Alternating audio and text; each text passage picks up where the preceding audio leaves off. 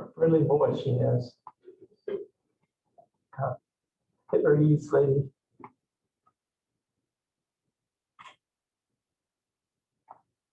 All right, I think that's good enough. All right, so we're gonna. This is one of my favorite ones. We're just gonna start off. This is a cool chapter to me when we covered A&P. But we start off looking at different animals first and how they roll. So we're chapter 35, and this is basically going to be how we do rest how we get our gas exchange. Okay. Now, if you remember, and I hate to bring up old stories, right? I hate to cuss in class, but remember that evil equation that we learned back in Gym 101, right? That I had the girl tattooed on her leg one time, right? Remember, sugar plus oxygen is carbon dioxide and water and 36 to 38 ATP.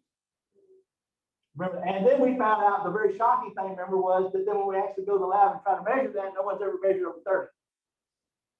So it's kind of like very disturbing, right? That'd be almost like finding 5 more commandments, right? You know, the 15 commandments, and then somebody dropped one of those slates or whatever, and we got 10 left. Okay, anyway. So that's weird. Okay, but today, really, so if y'all remember that, and that was evil, remember, because we threw a big cuss word, remember, transition reaction, Krebs cycle. Oh my gosh, there's an electron transport chain, cytochromes. Oh my gosh. Okay, look at all those cuss words. All that was about getting energy out of food, right?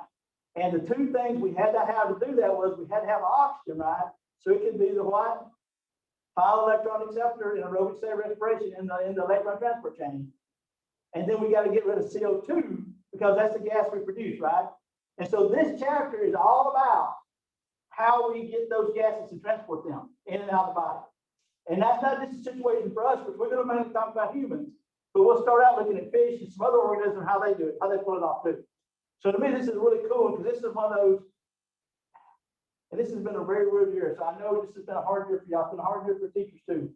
But in a perfect world, we would be seeing some things fall together like dominoes, or like if you ever put a puzzle together, those last 50 puzzles, just the pieces just kind of fall in place. Some of that should start happening in y'all's mind, okay? In other words, you should see that connection to what we talked about in chapter 3 or 4 on energy. And I know that's been a long time ago, but this really should go, oh, you should have a few of those aha moments, okay, today, or at least at some point during these chapters. Okay, so respiration in general is going to be the events that occur to do this gas exchange. Okay, and this is kind of cool because there's 4 steps to it. You got to have a ventilation, you got to get the gas into the body. That would be good breathing for us. Okay, you got to get the oxygen into the body, then you got to get it into the bloodstream. That's external respiration. So that's the actual gas exchange at the alveoli between the air and your blood. Then we got a big problem. We got to transport it, which she doesn't really cover here, or Mater doesn't. But you got to carry this stuff, right? And I'm going to really make a big funny one about this, and you have to forgive me. My buddy over here has already had A&P. But I think this is really cool. And I think that if I'd been told this when I was y'all's age, I would have really understood a lot better.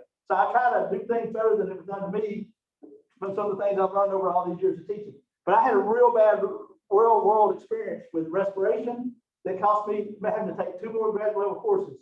So I had to take a whole year worth of water chemistry because of a mistake I made talking to a professor who was crazy, okay, about a project. So I'll tell you that today too. So that transport's a big deal. We got to carry gases. And by the way, how do we carry gases in our body? What's the main thing that moves stuff in our body for us?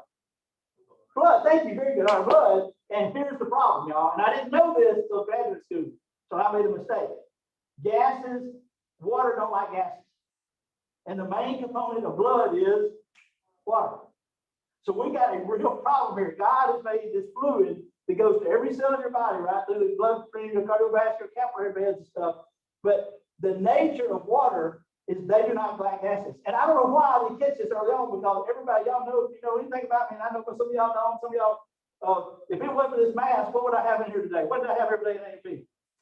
I brought Diet Coke class, right? I'd have a glass of Diet Coke. I'm addicted to Diet Coke. When I pop that can, what does the CO2 do in that water? It gets the hell out, okay? So carbonated beverages that I'm addicted to are beverages that have what? Hyperpressurized with carbon dioxide forced into them, and they don't like gas. As soon as you open them, that's the fizz in carbonated drinks. So CO2 is getting out of water because water does not like gases.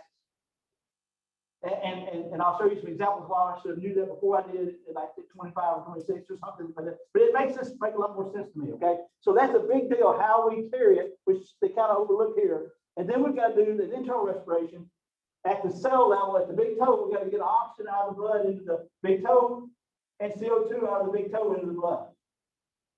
Then we've got to carry it all back to what? To here to do the external respiration and get the gas exchange. It's a circle of life, kind of right? We pick it up, take it to the cells, and then do the reverse and ventilate it out.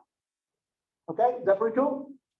And so that's kind of what we're a great picture here. Look, so we get that gas exchange at the lungs, the cardiovascular, and we already know, y'all know this. What is how we carry oxygen? Y'all know how we carry oxygen. What's in the blood that carries oxygen? Red blood cells, hemoglobin and red blood cells, right? So it grabs it, and that's how we do it. We bind it to hemoglobin and red blood cells carry oxygen. 98% of oxygen is carried that way. But the little part you probably don't know about, unless you read this chapter or took A&P from a really good teacher, is how do we carry carbon dioxide? And to me, that's a really cool one too, right? And we'll show you that today. It's really cool. It's really one of the things I probably don't tell my mom. It's pretty cool, right? Because my mother knows the blood's red because of the hemoglobin, right? Red blood cells, right? But we'll see that CO2 has got to be transported too. So we're going to carry that oxygen to the cell. The oxygen is going to go be used through cell respiration, and then the CO2 gets put back in and carried back to the lungs so we can get rid of it. Okay, pretty cool stuff. So gas exchange takes place by the feed. This is another one here that we talked about. Remember that the Krebs cycle, all those steps to make ATP, right? So I'm thinking, oh my gosh, this is going to be some elaborate pumping mechanism, right? Some psychotic, biotransport, all that stuff we saw about. Remember ATP synthase and all that. Remember how it works? Hey, gas exchange is simple diffusion. In the alveoli, look, this is so cool. High to low. And at the tissue, it's high to low. So what happens if I go to the lake and try to breathe water? I drown in 8 minutes, and would you like to know why? Because there ain't enough oxygen in the air in the water for us to breathe to live off of it. Now the Navy has a super secret liquid that can hold 20% oxygen.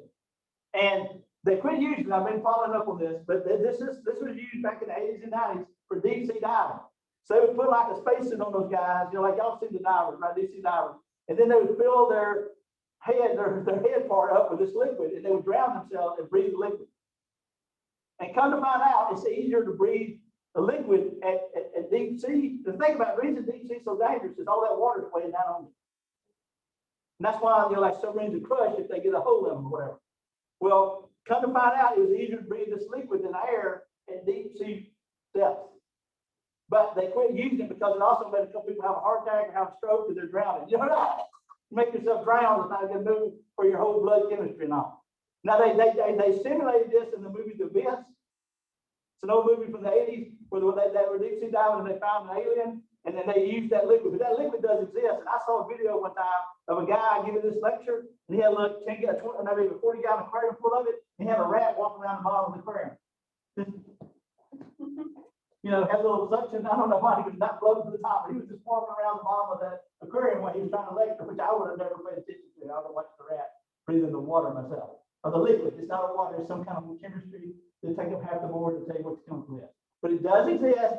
They did use it in diving, but they just decided to quit doing it. Now they just do robotics or whatever. Yes, ma'am. How long could you breathe? With that particular chemical, indefinitely. So that you can live on that, no problem. Okay, once you get past the drowning effect feeling of choking. Because you literally have to choke yourself on water, then you start breathing the water. Okay, I'm okay. And it's not a water, it's just chemical that holds enough oxygen.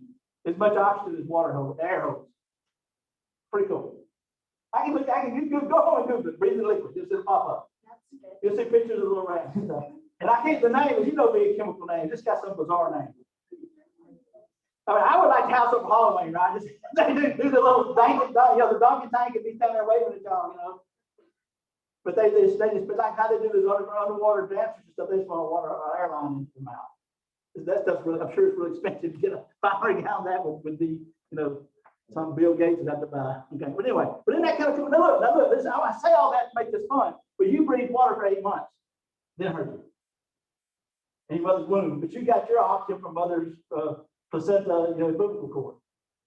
So the water doesn't hurt your lungs, it's the bacterial infections that follow the water in the lungs that cause pneumonia and stuff. So water itself in the lung is not bad. The problem is it's not going to oxygen. We'll see in a minute. Anyway, pretty cool. All right, so we're going to get over that now. We got to go through a couple things real quick. So the gas exchange is simple. I think that's really cool. The energy to drive both gas exchange and the tissues and the alveoli are simple diffusion. Okay, high to low. Okay, moving on. Okay, now if you're a hydra living in the water, you don't have a cardiovascular system. The water actually comes in and you diffuse the water directly, oxygen directly into your cells.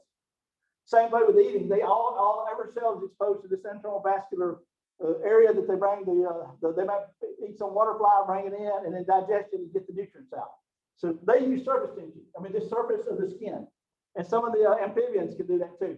Now the worms, they got a cardiovascular system, right? You see that, and they have they can bring theirs directly through their skin, so they don't have an elaborate lungs. Okay, and we already talked about how insects. I think that's going up next. Insects, remember, have those tubes running through their body, right? Fish. Now this is so cool.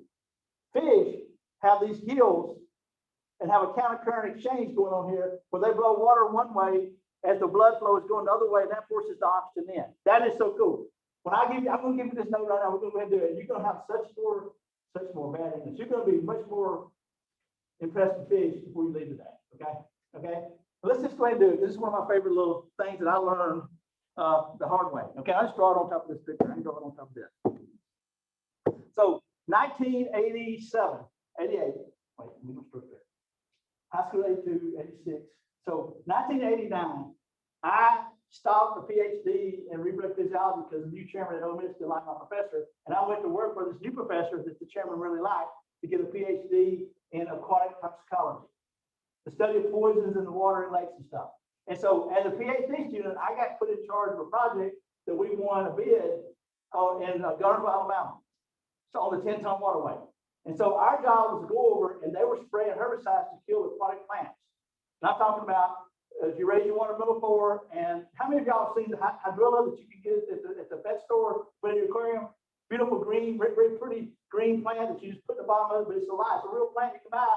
Well, back in the 60s, somebody threw one out over in Alabama, dumped the aquarium in the backyard, they got in the river and took over because it had no natural predator.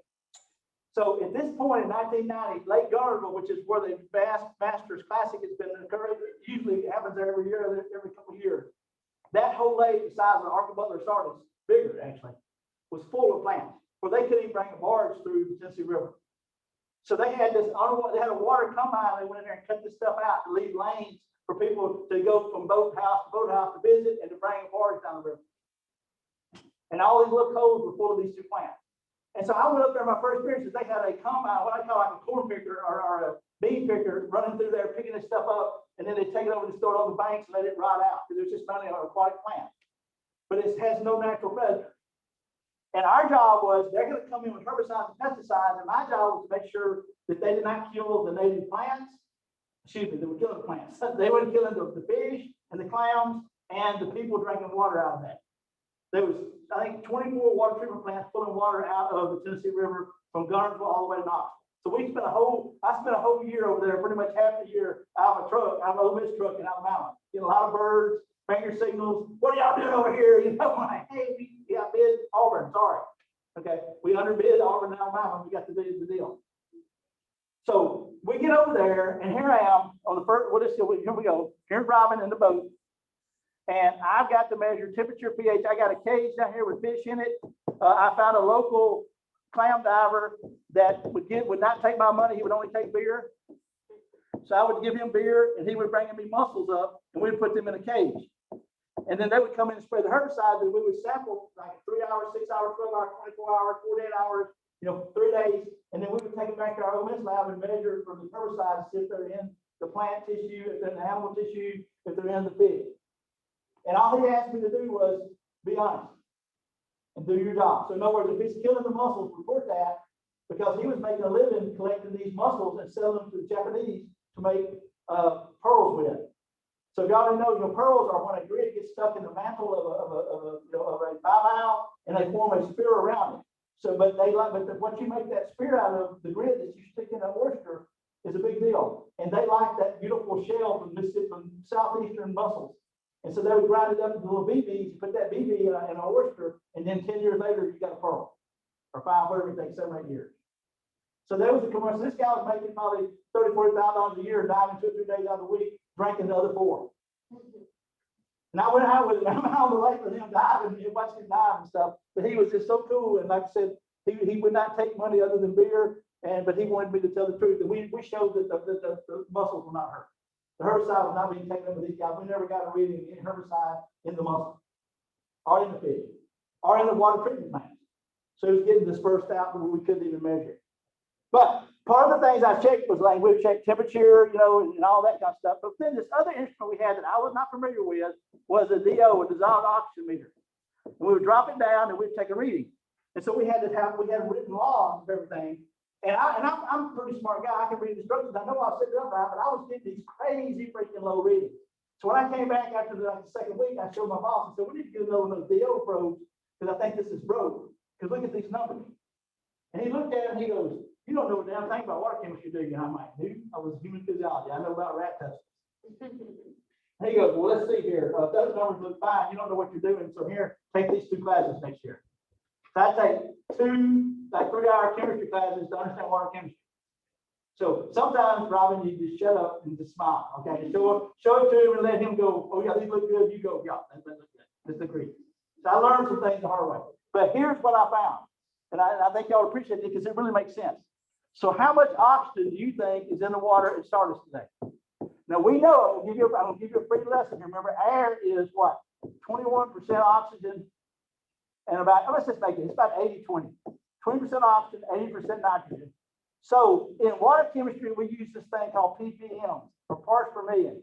So air is 200,000 ppm.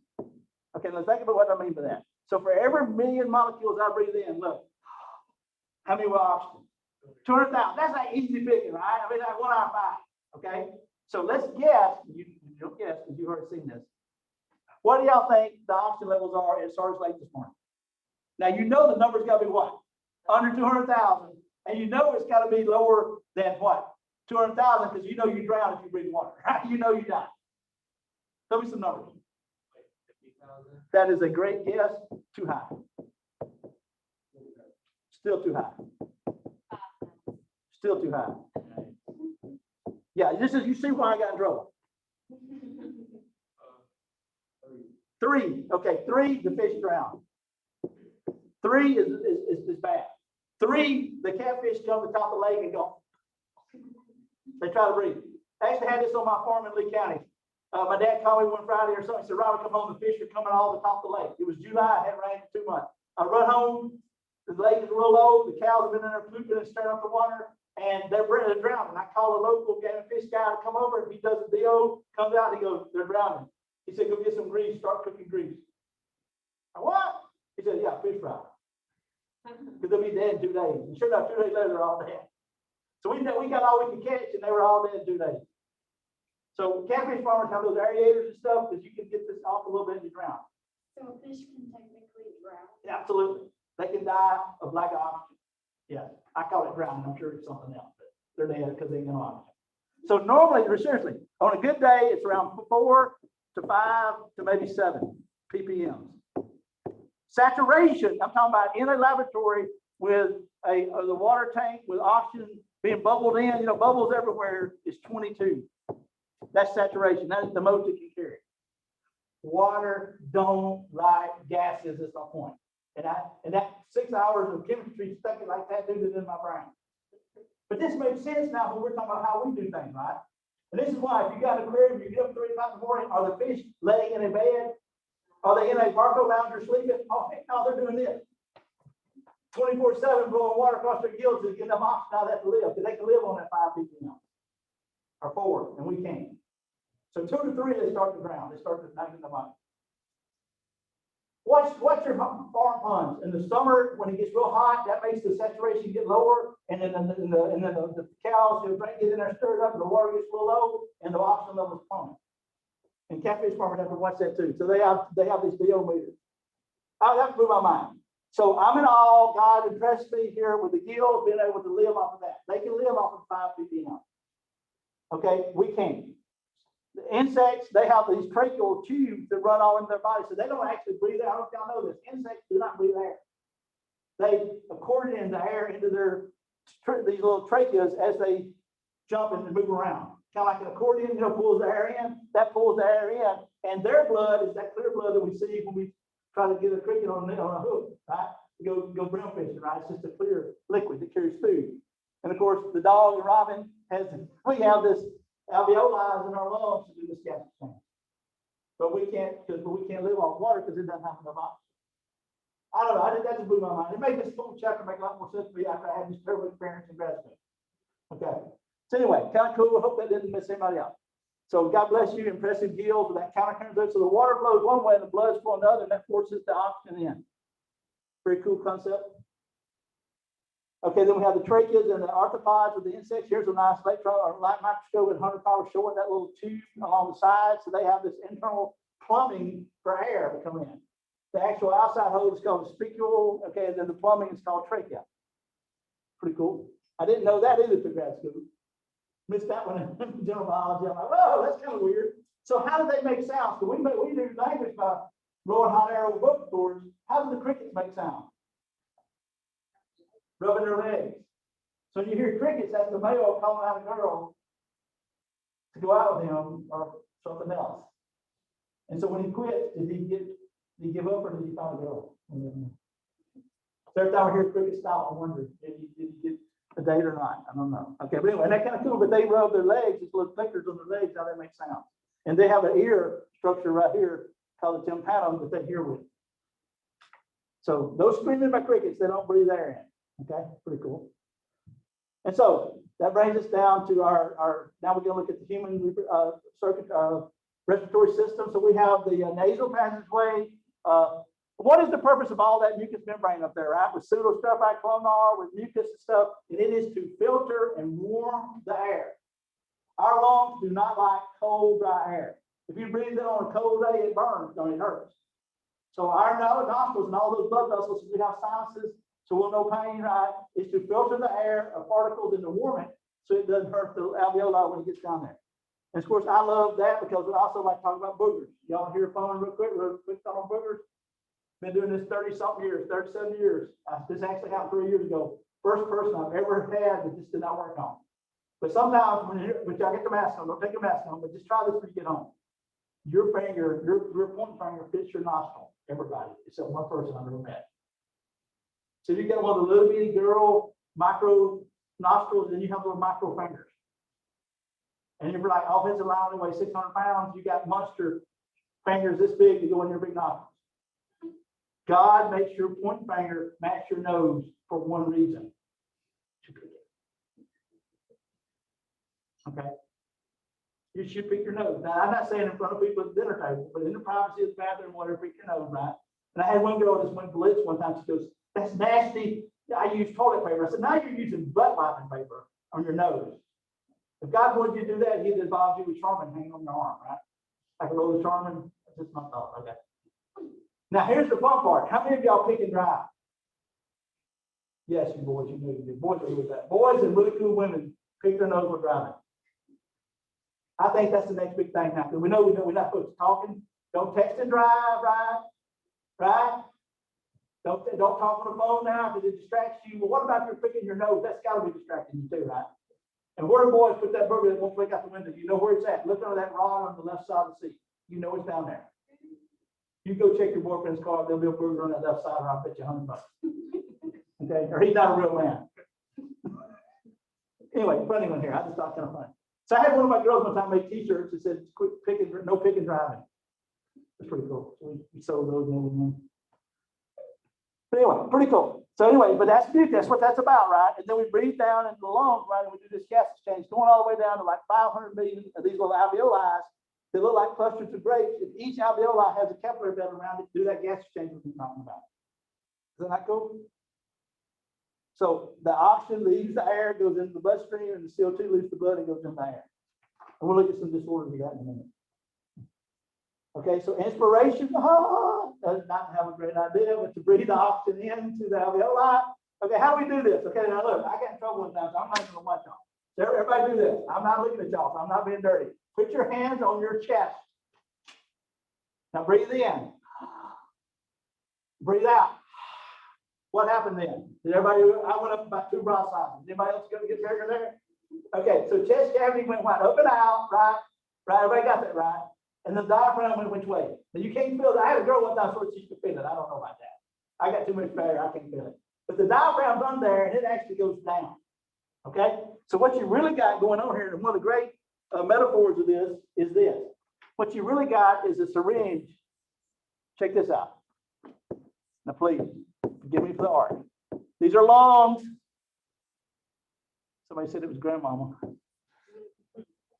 Okay, so chest cavity goes up and out, and the diaphragm goes down, just like the plunger in a syringe, okay, pulls down when you stick the needle in the medicine, in your COVID vaccine, right? And then the vaccine goes into the cylinder. So you create negative pressure when you pull that plunger down, just like when you pull down the diaphragm and chest cavity up in air. Now, air has an atmospheric pressure of 760, didn't mean to do that, 760 millimeters of mercury. You create 758 in here, and so the air goes from high to low and fills the lungs up. That's how breathing occurs. Just like pulling that chamber down on a syringe, right? Now, this is my PG-13 one. I used to do one where I want to go through the whole detail. How many of y'all been to a party, everybody? How many been to a party that got a little crazy? Raise your hand. How many been to a party with illegal drugs? People still raise their hand. I'm not calling no cops. Okay, how many of them seen to pull out the spoon and they get the lighter and they start cooking, melting the crystal meth? Everybody been there? It's time to leave the party. Leave. Well, I did this one time. Little boy had a 37. He kept going. He had tracks. Okay. And so you get your needle. I say I did mine with the insulin COVID vaccine, but here we're taking heroin, and you pull it out, right? Of course, be sure to share needles so you get AIDS too, right? I swear. Look, guy got this question right. How do we breathe? He nailed it because that's the only thing I'd used practical application he had seen one night at a party. Still failed the course, but he made a D on that test because he understood how we breathe. Now, that's my PG-13 one. Now, we'll just stay here with the COVID side. Okay, but same thing, right? That negative pressure, and then what happens when you push the plunger back in? You create positive pressure, put the drugs into your body, right? Same thing as breathing out. Pretty cool, man. So that the syringe is a great example of that, except of course the syringe is not going up and out here, but the plunger going down is the same as the diaphragm. Okay? Pretty cool. So expiration is the recoil of the balloon. So it actually doesn't take a lot of energy. The diaphragm relaxes, the chest cavity comes back down to normal, and we create a little positive pressure to push the air out. Okay? And we kind of see it there, and she goes on and on about that. Okay? So ventilation then is how we get that in, right? That's just the breathing process. So we have ventilation. We could actually use I'm not going to go, but birds have a little bit different, how the air flows through them a little bit different, right? We breathe about 12 to 20 times per minute under the control of the respiratory center, the medulla oblongata in the brain. So all that controls breathing rate. Okay, and then the gas exchange is partial pressure. This is one that throws a lot of people off, but partial pressure is not that hard to understand. That air that we were talking about, 760 millimeters of mercury, means this, that if you're at sea level, which we're barely above sea level here, if you took a pan of mercury and put a 1 millimeter glass rod in it, the air pushing down on the mercury will make it go up 760 millimeters. Now, when you go up into higher altitude, that number falls, right? The partial pressure oxygen gets low, and that's why it's hard to breathe up in high mountains and stuff. But the percent of this is you multiply 21% oxygen to get the partial pressure of oxygen, and then 79% times that number would give you the partial pressure of nitrogen. And as you go up in mountains and stuff, the oxygen level goes down. That's why it's harder to breathe. Has anybody been to like Denver, Colorado? I've done that several times. If you fly from Memphis to Denver, you go from like 200 feet to a mile-high city real quick.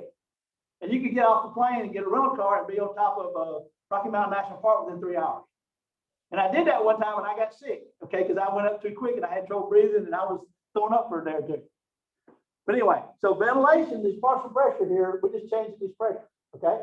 And so how we transport these gases then? Oxygen is going to be transported by the hemoglobin, and it also, oxygen carries about 20%, or actually, 20% of carbon dioxide as carbamino hemoglobin. So CO2 Carbon dioxide is going to be about 10% as a dissolved gas. It actually dissolves better in water. 20% bound to red blood cells, but 70% is going to be this equation coming up just saying. Called this equation. So this is the most brilliant thing ever. Check it out.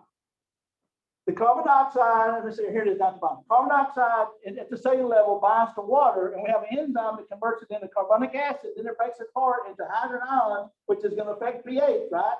When hydrogen ions go up, pH goes down, and then this chemical, which is an ion called bicarbonate, which is kind of like a solid. Solids go in solution. So this is how we transport 70% of carbon dioxide. We convert it into bicarbonate, carry it all the way to the lungs, and do the reverse and breathe it out.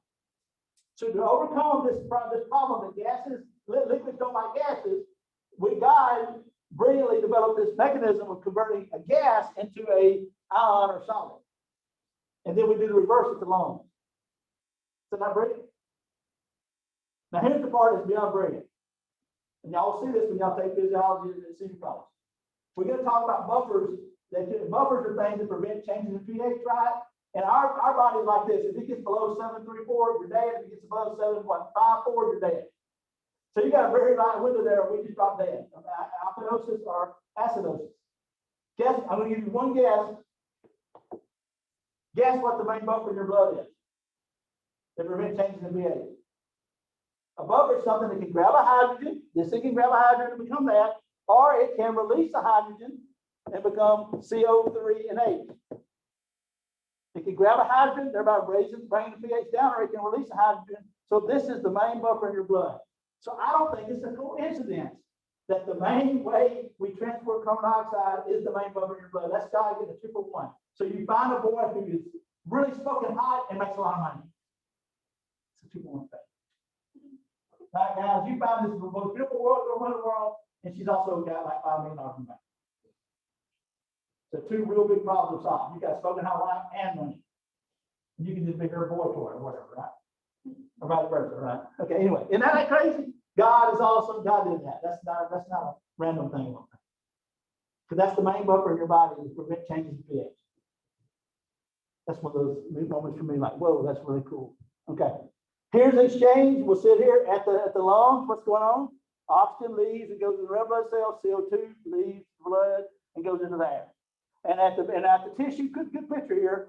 The reverse equation occurs here. Carbon dioxide comes in, it's converted into bicarbonate. Okay, and then oxygen is given up to the cells, and then that bicarbonate gets converted back into carbon dioxide back into lungs. So that's kind of cool. Very cool. There's hemoglobin with those places carrying the oxygen, right? Okay, so upper respiratory problems. Look at some of these, okay? I actually woke up this morning with a little bit of runny nose and stuff. So common cold viruses that can cause little problems, right? Strep throat, right? Staphylococcus bacterium that will then agitate that and can create an infection, right? And usually take an antibiotic for that. There is real bad one, right? Staph infection, right? Down the throat. We can look down that and see that. Choking, right? When a piece of meat gets hung in the wall. I actually saw the guy, Dr. Hamlet, who's on the Today Show back when I was a kid, and he developed that technique. There's always air in the lungs called residual air that you can't breathe out. So you can go up behind somebody and grab them right here and push them real hard, and that'll push that lung out and blow that piece of meat out. And you saw a doctor who got choked in his office, eating some candy or something, and pulled the chair out and fell on the chair right before he called 911. He dialed 911 and fell on the chair and said, bring an ambulance to pick him up. In case he didn't unlodge it, and he did. Anybody ever dislodge it or not? Anybody? I actually did that one time. One was choking, and I mean, I pulled a piece of meat like 30 feet out of her across the restaurant. He's like, God bless you. Whatever, it wasn't that big a deal. But, she wasn't about to die, but she was choked. Okay, and we decided this let her go another minute or two to get ugly. Bronchitis, a lot of people get this, right? Allergies, who's having a problem with allergies this week? Woo, me too. Clarity D, kick in. And then cigarette smoke. How many of y'all parents smoke around y'all? Anybody?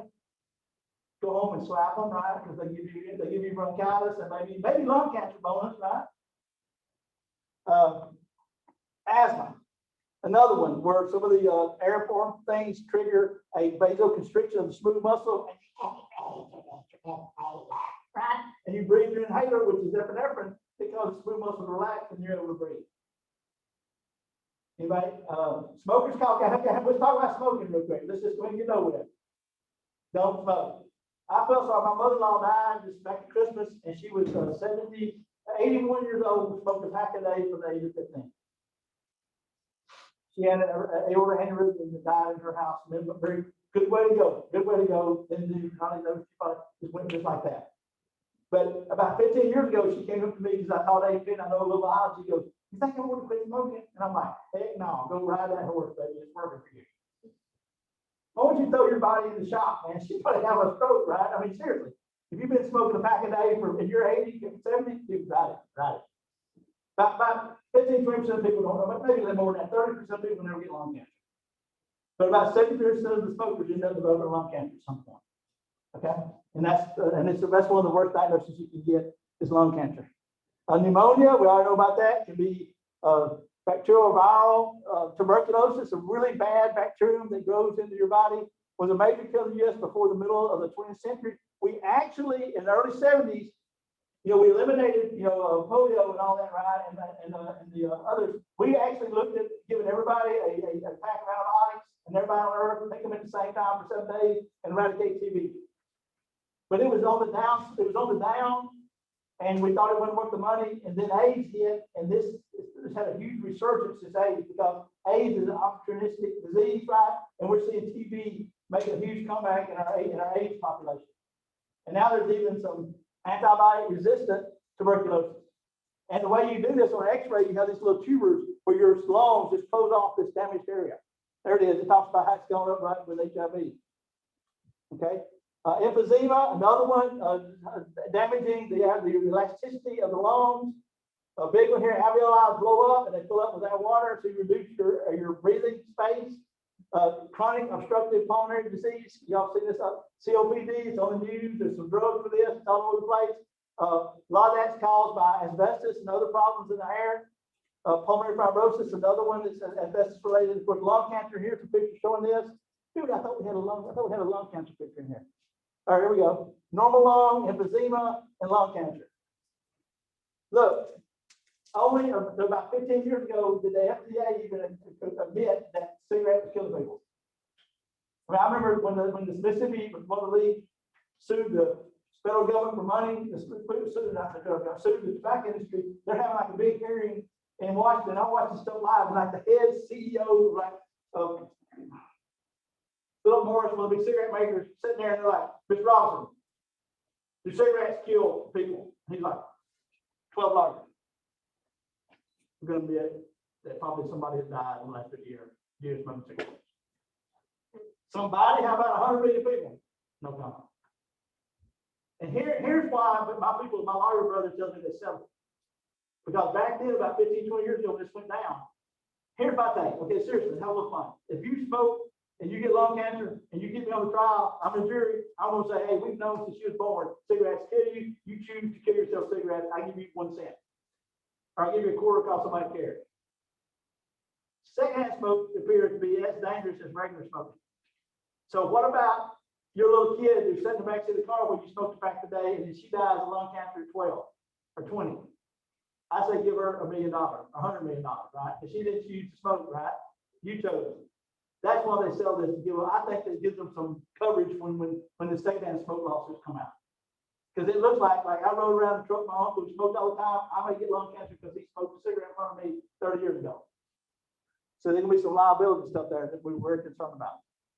Another bad disease here, cystic fibrosis. You may have heard of this one. This is a genetic disease where your chlorine channels don't work properly, and these children choke to death. Now, we talk about sickle cell anemia being more common in African Americans. Well, here's one that's almost always in white people of European descent.